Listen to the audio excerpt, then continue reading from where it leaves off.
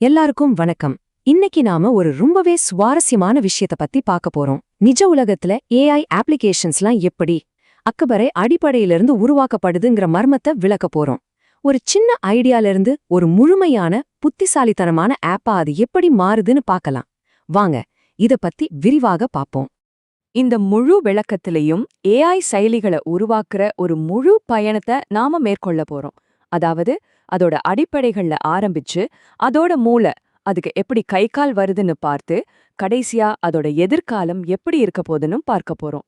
முதல்ல நம்ம ஒரு முக்கியமான மாற்றத்தை பத்தி பேசியாகணும். பழைய சாஃப்ட்வேர்ல இருந்து ஏஐ மூலியமா இயங்குற செயலிகளுக்கு நம்ம எப்படி மாறிக்கிட்டு இருக்கோம்னு புரிஞ்சுக்கிறது ரொம்ப அவசியம்.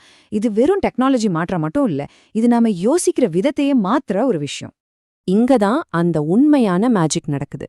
பாருங்க, இடது பக்கம் இருக்கிறது ஒரு கால்குலேட்டர் மாதிரி. நீங்க என்ன சொல்றீங்களோ அந்த விதிப்படி அது வேலை செய்யும். ஆனா வரது பக்கம் இருக்கிற ஏஐ செயலி ஒரு மனுஷன் மாதிரி சூழலை புரிஞ்சுக்கிட்டு புதுசு புதுசா பதில்களை உருவாக்கும். இது வெறும் கோடிங் இல்ல, இதுதான் உண்மையான புத்திசாலித்தனம்.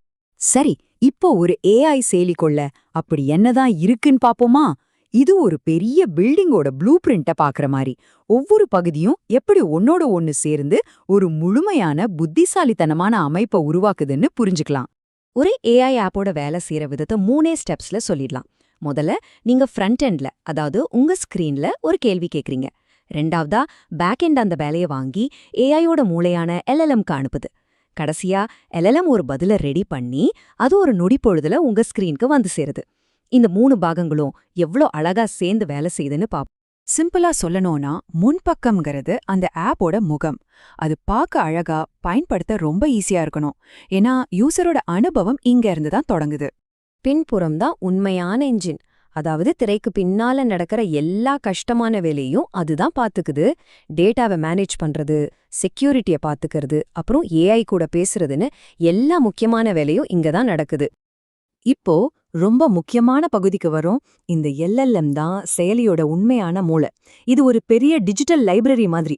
கோடிக்கணக்கான வார்த்தைகளை படிச்சு மனுஷங்க பேசுற மொழிய புரிஞ்சுக்கிட்டு அதுக்கேற்ற மாதிரி பதில் சொல்ற திறமை இதுக்கு இருக்கு. சரி, ஒரு எல்எல்எம்க்கு பொதுவான அறிவு நிறைய இருக்கு. ஆனா உங்க ஆபீஸ்ல இருக்கிற கான்கிரீட்டான டாக்குமெண்ட்ஸ் பத்தி அதுக்கு எப்படி தெரியும்?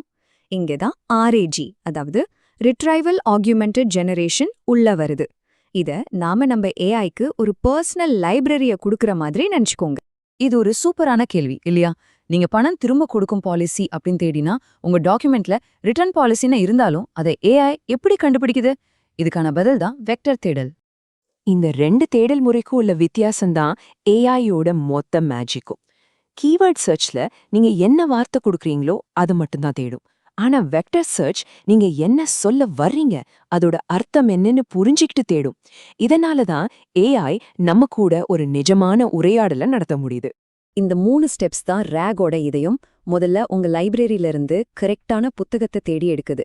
ரெண்டாவதா அந்த புத்தகத்துல இருக்கிற தகவலை எல்எல்எம்க்கு கொடுக்குது. கடைசியா அந்த தகவலை மட்டும் அடிப்படையா வச்சு எல்எல்எம் ஒரு பதில உருவாக்குது.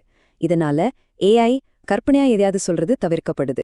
நாம இதுவரைக்கும் ஏஐயோட மூளை, அதோட லைப்ரரி எல்லாத்தையும் பார்த்துட்டோம். சரி, இப்போ அதுக்கு கை கால் கொடுத்தா எப்படி இருக்கும்? அதாவது அது வெறும் பதில் சொல்றதை விட்டுட்டு நமக்காக நிஜமான வேலைகளை செய்ய ஆரம்பிச்சா எப்படி இருக்கும்? அதுதான் ஏஐ ஏஜென்ட்ஸ். இப்ப பாருங்க, ஒரு சாட்பாட்டுக்கும் ஒரு ஏஜென்ட்டுக்கும் உள்ள வித்தியாசம் உங்களுக்கு தெளிவா புரியும். ஒரு சாட்பாட் கிட்ட நீங்க கேள்வி கேட்டா அது பதில் சொல்லும். ஆனா ஒரு ஏஜென்ட் ஒரு அசிஸ்டன்ட் மாதிரி. அது உங்களுக்காக இன்டர்நெட்ல தேடும், டேட்டாபேஸ்ல இந்த ரிப்போர்ட் எடுக்கும், ஏன் ஒரு இமெயில் கூட அனுப்பும். இந்த கவனி சிந்தி செயல்படுங்கிற சுழற்சி தான் ஒரு ஏஜென்ட் வேலை செய்யறதுக்கு அடிப்படை. இதை நாம ஒரு பிரச்சனையை எப்படி யோசிச்சு பிளான் பண்ணி சரி பண்ணுவோமோ கிட்டத்தட்ட அதே மாதிரி தான். ஒவ்வொரு ஸ்டெப்லையும் அது தன்னோட இலக்கை நோக்கி சரியா போகுதான்னு செக் பண்ணிக்கிட்டே இருக்கும். நாம இதுவரைக்கும் பார்த்த முக்கியமான விஷயங்களை தவிர ஏஐ உலகத்துல இன்னும் நிறைய அற்புதமான விஷயங்கள் இருக்கு. வாங்க அந்த பெரிய உலகத்துல இருக்கிற சில முக்கியமான கான்செப்ட்களை ஒரு சின்ன டூர் போயிட்டு வருவோம். எல்எல்எம்கள் ரொம்ப பவர்ஃபுல் தான், ஆனா அது ரொம்ப பெருசு, செலவும் அதிகம். ஆனா எஸ்எல்எம்கள், அதாவது சின்ன மொழி மாதிரிகள், நம்ம போன்லயும் லேப்டாப்லயும் ஓடுற அளவுக்கு சின்னதா இருக்கும். இதோ ஏஐய இன்னும் நிறைய பேர்கிட்ட கொண்டு சேர்க்கும். நாம எப்படி கண்ணால பார்த்து காதால கேட்டு படிச்சு ஒரு விஷயத்த முழுமையா புரிஞ்சுக்கிறோமோ அதே மாதிரி தான் இந்த பல்வகை ஏஐயும். அது டெக்ஸ்ட், இமேஜ், ஆடியோன்னு எல்லாத்தையும் ஒன்னா சேர்த்து பார்த்து ஒரு விஷயத்த புரிஞ்சுக்கிற திறமை கொண்டது. ஒரு ஏஐ ஒரு குறிப்பிட்ட முடிவு எடுத்ததுன்னு நம்மால சொல்ல முடியலன்னா நம்ம அதை எப்படி நம்புறது? இந்த கேள்விக்கு பதில்தான் XAI, அதாவது விளக்கக்கூடிய ஏஐ. இது ஏஐ எடுக்கிற முடிவுகளுக்கு பின்னாடி இருக்கிற காரணங்களை நமக்கு தெளிவா காட்டும். ஓகே, நாம இப்போ ஏஐ செயலிகளோட எல்லா முக்கிய பாகங்களையும் தனித்தனியா பார்த்துட்டோம். இப்போ இந்த டெக்னாலஜி எந்த திசையை நோக்கி போய்கிட்டு இருக்குன்னு பாப்போம். இது ஒரு தெளிவாய பரிணாம வளர்ச்சியை பின்பற்றுது. இது ஒரு அருமையான பரிணாம வளர்ச்சி. பாருங்க, நாம முதல்ல தனியா மாடல்ஸ்ல இருந்து ஆரம்பிச்சோம். அப்புறம் அந்த மாடல்ஸை வச்சு முழுமையான சிஸ்டம்ஸை உருவாக்கணும். இப்போ அந்த சிஸ்டம்ஸ்க்கு வேலை செய்யற திறனை கொடுத்து அதை ஏஜென்ட்ஸா மாத்துறோம். எதிர்காலத்துல இந்த ஏஜென்ட்ஸ் எல்லாமே ஒன்னா சேர்ந்து வேலை செய்யற ஒரு பெரிய புத்திசாலித்தனமான நெட்வொர்க்கா இது மாறும்.